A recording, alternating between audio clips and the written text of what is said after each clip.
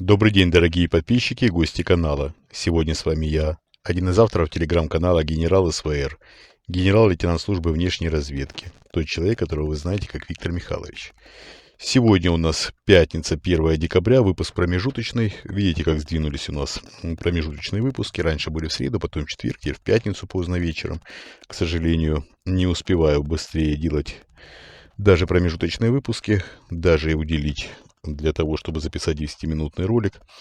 К сожалению, времени практически нет. Тем не менее, все равно будем стараться делать так, чтобы выходил и промежуточный выпуск. Да, наверное, ближе к выходным.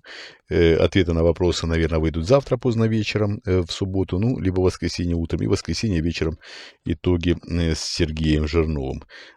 Попытаемся. К Новому году должно быть немножко поспокойнее, и попытаемся перейти на выпуск промежуточный в среду. Так, теперь хочу вам напомнить, что у нас существует Patreon, в котором я отвечаю на все поставленные вопросы. Ссылка на Patreon есть в описании к этому ролику. Можете перейти, подписаться и задать свой вопрос.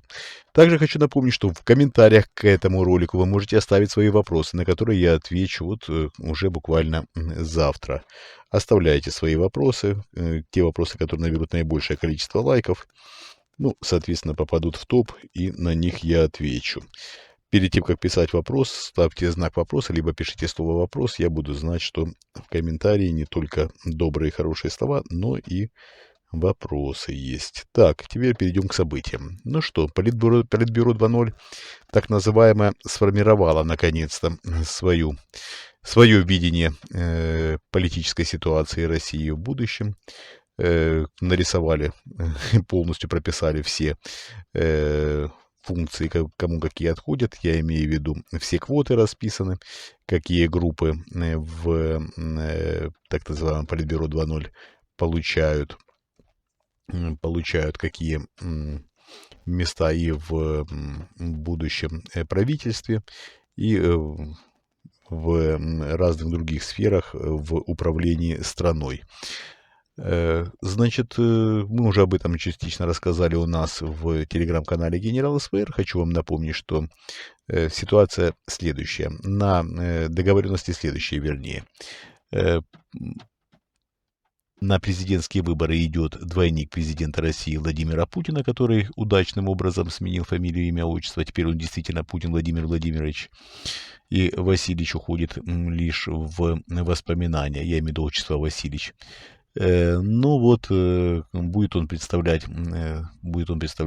Политбюро 2.0 на будущих президентских выборах, которые пройдут весной следующего года. Став президентом, он должен назначить премьер-министром Дмитрия Патрушева. Будет полностью новый кабинет, не полностью, извините, я немножко оговорился, будет новый кабинет, но в составе нового правительства останутся несколько фигур. Например, Мантуров, например, Шойгу. Ну, основная часть правительства будет заменена. Также будут перестановки в силовых структурах. Посмотрим, останется ли Золотов, тоже под большим вопросом, но тем не менее перестановки будут. Дюмин должен перейти на министра внутренних дел. Посмотрим, будут ли реализованы такие обещания.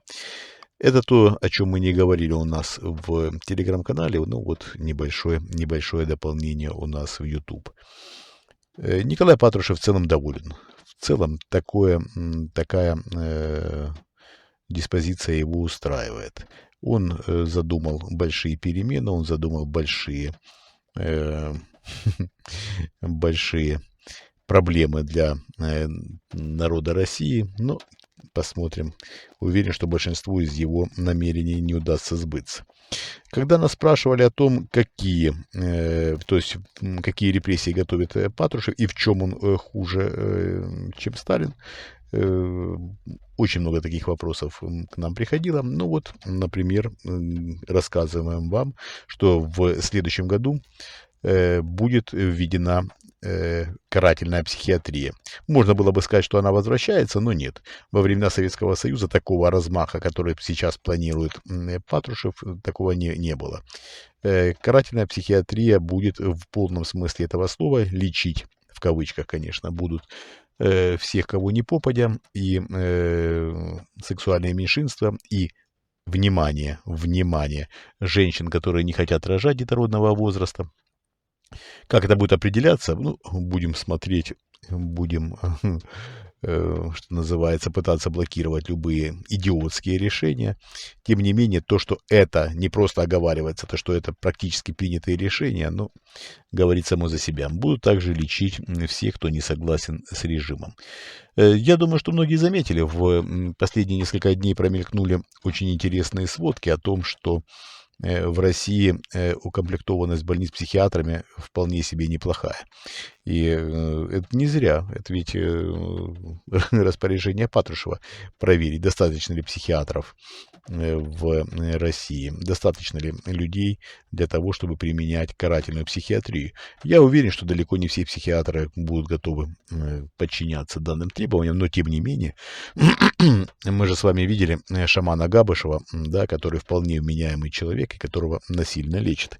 Насильно лечат там, по-моему, даже не в одной больнице, да, его, по-моему, переводили из одной больницы в другую.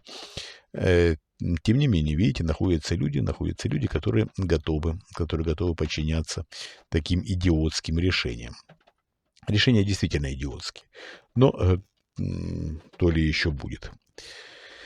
Конечно, печально наблюдать, какие изменения происходят в России в связи с тем, что новая власть начинает мести по-новому.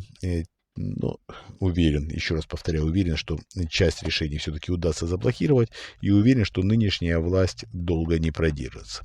Я в этом уверен на 100%, и поэтому волнения, конечно, определенные есть определенные переживания по поводу того, как все происходит, но в то же время надо понимать, что все скоро закончится. Еще раз, очередной раз напоминаю, что мы ни в коем случае не против того, чтобы кто-то не расслаблялся, начинал действовать самостоятельно, либо в организации с какими-либо силами оппозиционными, которые в основном пеняют нам на то, что мы, дескать, кого-то успокаиваем. Ничего подобного. Готовы поддержать любое движение, готовы поддержать любые протесты, готовы поддержать любые мероприятия и призвать наших сторонников в них участвовать, если мы увидим, что люди, которые готовят эти мероприятия, ответственны, что люди готовы отвечать за тех людей, которых они призывают что-то делать, что организация и координация действий у этих людей на должном уровне. Тогда мы готовы поддержать любое действие, мы готовы поддержать любые протесты, как, собственно говоря, поддерживали.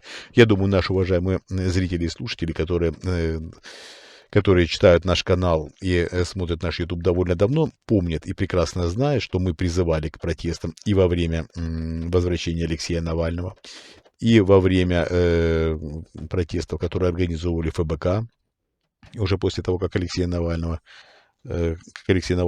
был арестован. Мы всегда поддерживаем любые движения, любые, особенно протестные настроения, если они есть, и если они будут и готовы быть реализованы. Поэтому, пожалуйста, не надо пенять в ту сторону, что мы кого-то успокаиваем. То, что президент России Владимир Путин умер, и то, что сейчас ситуация ухудшается и усугубляется, говорит о том, что действовать просто необходимо. Если у оппозиционных сил есть желание и намерение действовать, пожалуйста. Пожалуйста. Даже не обязательно с нами что-то координировать. Приступайте, начинайте. А мы со своей стороны, увидев, что такое движение есть, готовы будем поддержать. Возможно, скорректируем свои планы относительно того, что готовят нынешние оппозиционеры, находясь по большей части на 99% за границей. Для меня, конечно, несколько удивительно, что можно приготовить, будучи за границей, но тем не менее. Итак, еще раз напомню нашим уважаемым зрителям и слушателям, что в сущности наш промежуточный выпуск для того, чтобы вы имели возможность оставить свои комментарии, вопросы, в комментариях к этому выпуску. Также хочу вам напомнить, что прямо сейчас вы можете перейти по ссылке в описании и подписаться на наш Patreon. В Патреоне я отвечаю на все поставленные вопросы. Всем большое спасибо, что смотрите и слушаете нас. Всем огромное спасибо за поддержку. Нам она сейчас необходима как никогда. У нас в описании к этому ролику есть криптовалютные кошельки, их достаточно много, они абсолютно анонимны. Ваша помощь абсолютно необходима и, конечно, помогая нам, вы помогаете изменить ситуацию в России. Всем большое спасибо. Мы вас любим, это искренне, это самое главное. Мы работаем для вас. Всего доброго. До свидания.